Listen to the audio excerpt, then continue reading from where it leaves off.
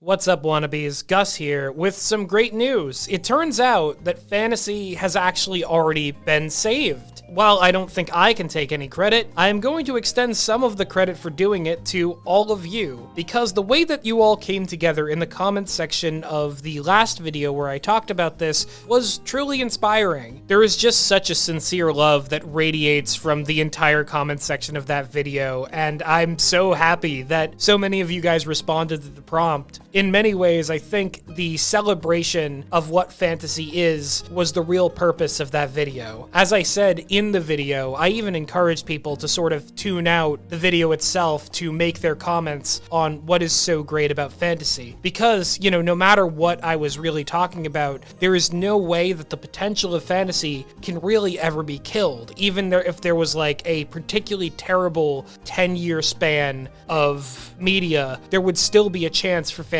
to do well, and it wouldn't erase fantasy's past. I'm so glad all of you who followed the assignments. There were some comments that I did really like that didn't exactly deliver on the prompt, and if you didn't receive a heart from me in that last video, I'm sorry.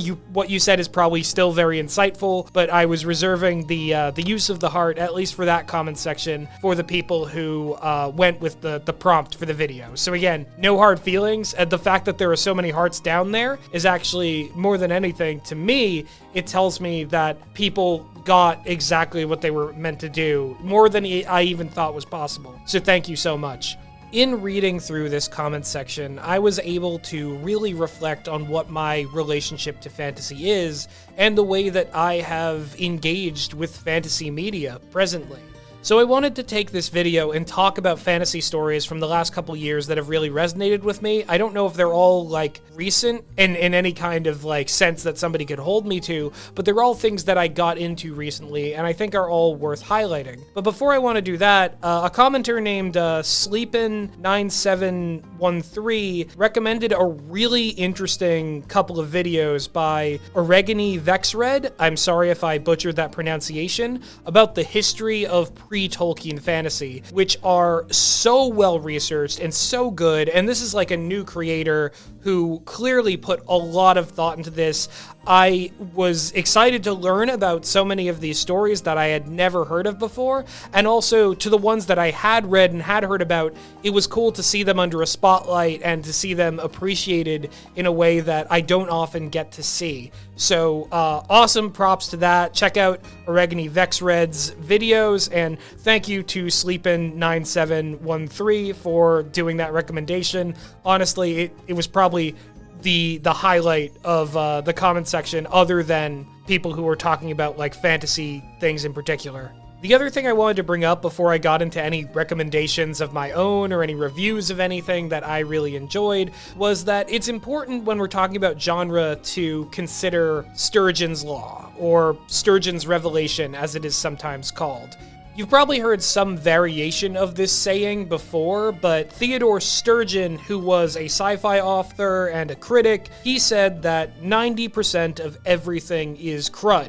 So often we will dismiss entire genres or entire subgenres out of the appeal to the fact that the majority is bad. That, to Sturgeon, is not an excuse. Like, his statement essentially is to say that nothing is absolutely terrible. Like, no body of work is defined by having a worse majority.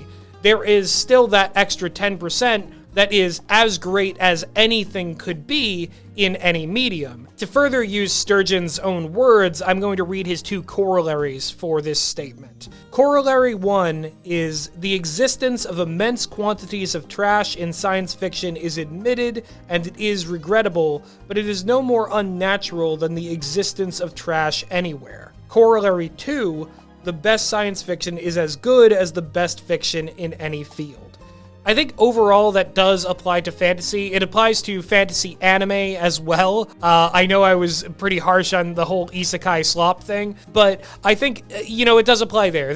Like I said, there are shows that are anime fantasy shows that I do like.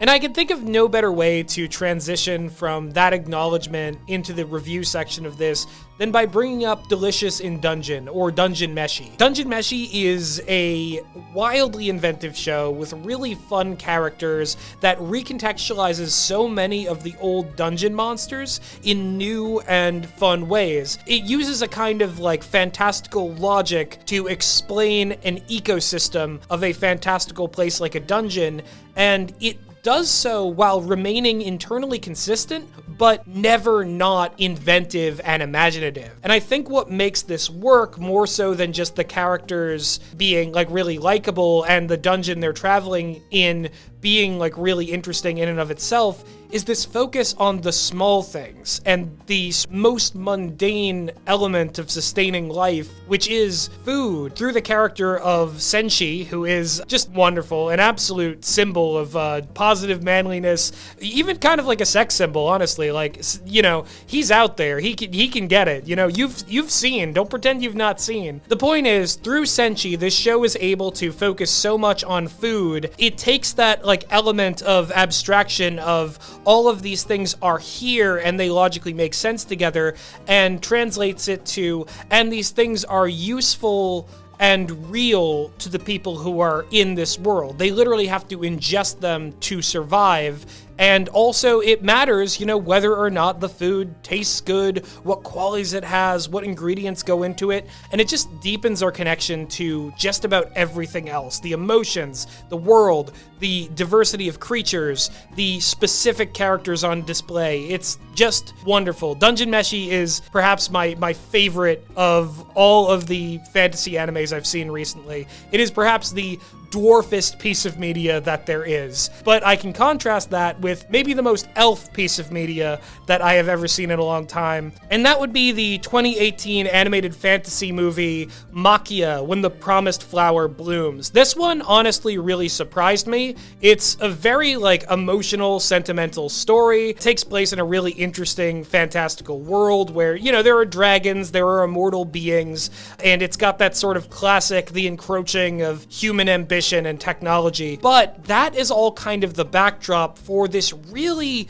sweet, intimate story about like familial bonds and connections. And in a very like surprising, shocking turn for me, it really tiptoes up to a very like taboo subject, but doesn't go in any morally questionable direction with it. Instead, it kind of posits a boundary-breaking question about what the bonds of love really look like or take shape in when people just live different ways, different lives. I can't say anything more than that, but Maquia plays well with the idea of creatures with long lifespans and how they're able to love. I think it's really fascinating, and I think it does genuinely, the love between characters in this story really does come through. It's a brilliant piece of work. While we're still talking about animated movies, I've got to highlight The Imaginary, which is a really good kids film from Studio Ghibli's kind of child Studio Ponok. I don't know if that's the correct term, but it's mostly a bunch of Studio Ghibli veterans who left during that time period that Ghibli was defunct, where it seemed like Miyazaki was retiring. A lot of them, between the last film that they did and this one, went back to Ghibli and worked on The Boy and the Heron. But it's cool to see that they made something that is so fun, so inventive. It's set in more British setting, like especially the English dub feels very British, but also the characters all have like British names. So it seems like Studio Ponok is kind of shifting their focus to stuff that is less specifically Japanese and more fantasy on a global scale. It's not something that I would compare directly to some of the classic Ghibli stuff that's like my favorite. Like, I'm still very partial to Porco Rosso, but for kids, this is a really good movie, and I'm really interested in what Studio Ponok does in the future. Also, gotta say, The Imaginary has one of the creepiest villains I've seen in a kid's movie in a long time. This deranged, very predator-coded character named Mr. Bunting. He never, like, steps over the line in any way that would be like, parents can't show this to their kids, but oh boy, is he, he's one for the ages. He'll definitely, like, scare kids in a good way. I don't have any more animated movies that I really want to highlight, but a live action movie that I saw recently that just kind of came out of nowhere is this partially stop motion, partially live action hybrid movie called Moon Garden, which is very much in the tradition of like an Alice in Wonderland. Young girl falls into another world and has to navigate her way back home. Lots of really interesting obstacles for this character to go across. It's just kind of breathtaking, inventive, fascinating. The Alice in Wonderland and Wizard of Oz model of the portal story, to say that it ever really went anywhere, I think is kind of showing me being a bit reductive, but I do like to see it just like wherever, you know? Like, this is not really something I can say is like a recent thing, but Undertale is one of these. Undertale is still like, you know, one of the biggest things ever. It is still huge and still celebrated, and for good reason. It is more or less the perfect marriage of an Alice in Wonderland / Wizard of Oz sort of setup with Earthbound, with like the sort of fantasy stuff that happens just in video games. Yeah, Undertale's great. I think we can still say that. We won't get canceled for saying Undertale's great. The last film recommendation I want to make is a short film I saw as part of the Sundance short film program, and it is Em and Selma Go Griffin Hunting.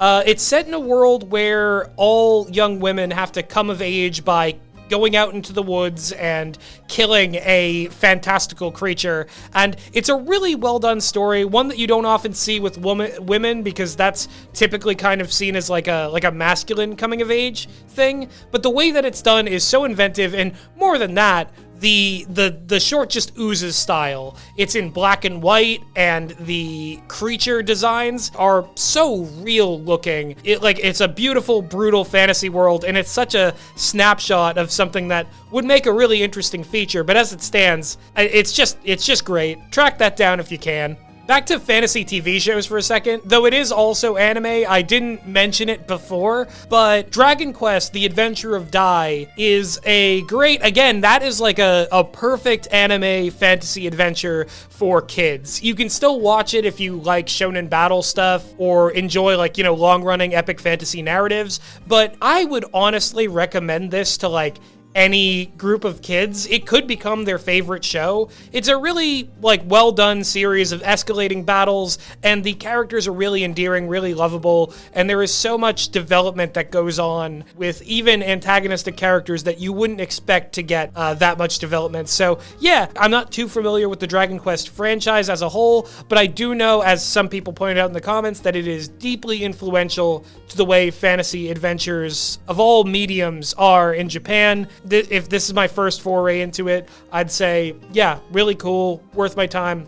Just a good, fun, joyous adventure anime. And in the context of stuff that is also for kids, I've sung the praises of Centaur World plenty on this channel, but it is still such a worthwhile fantasy show. And if you're somebody who is put off by the art style, or the fact that it looks like it's for kids, or the fact that it like is for girls, that's literally like a comment I got, is that Centaur World is for girls.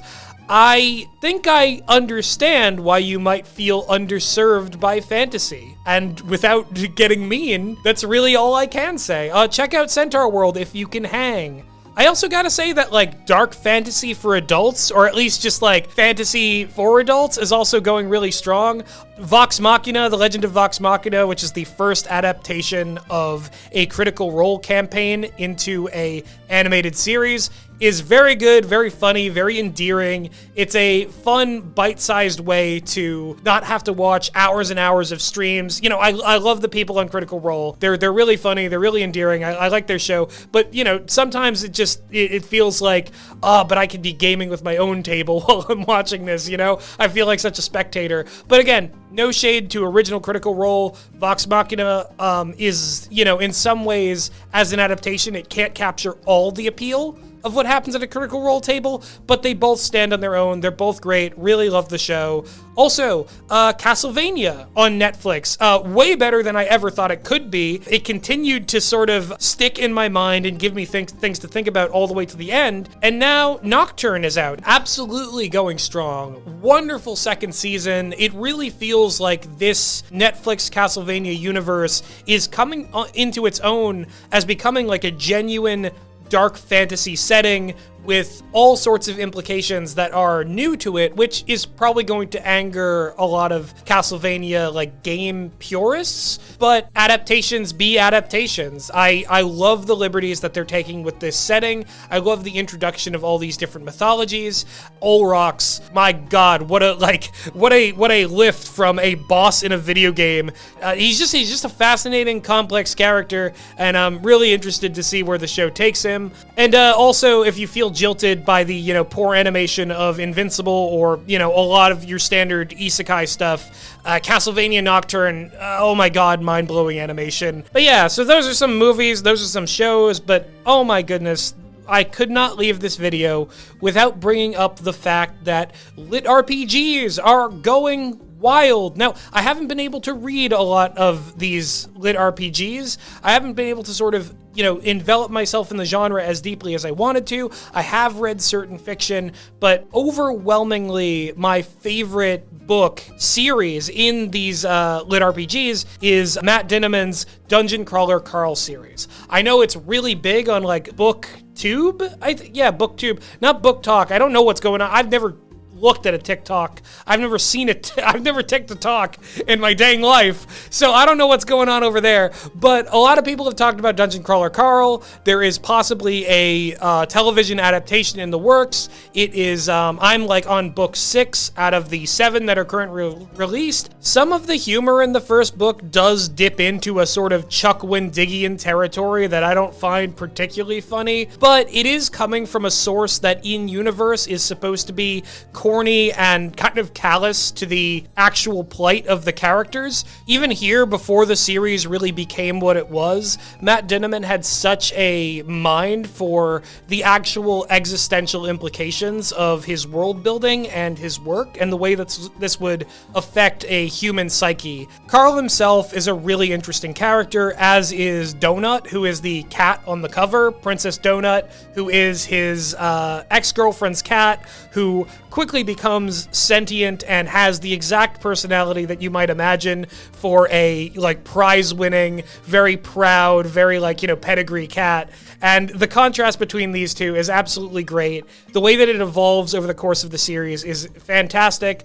Overall, it is just a really fascinating book series, and honestly, I want to read some of Dinniman's other work when I'm done with this. And also, check out more LitRPGs, but for now, this feels like a work that is standing above and beyond the current slate. I'm sure other things will emerge that will be just as good or even better, but Dungeon Crawler Carl is where it's at.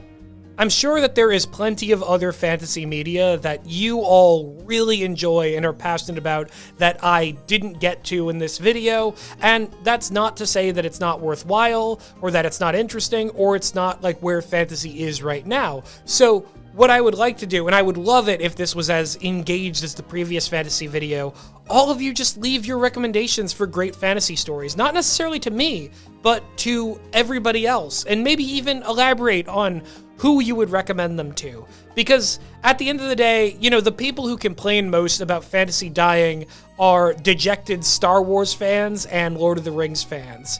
Honestly, Star Wars fans, I think that by and large, they deserve to not get good stories anymore. They have, at every single turn, ruined their own franchise, basically killed every single opportunity for it to develop a potential beyond its original, and they don't even appreciate the originals, and a lot of them are just mindlessly glazing the prequels these days. We should get these boys a job in the donut shop because they're so good at glazing. I don't know what that really means.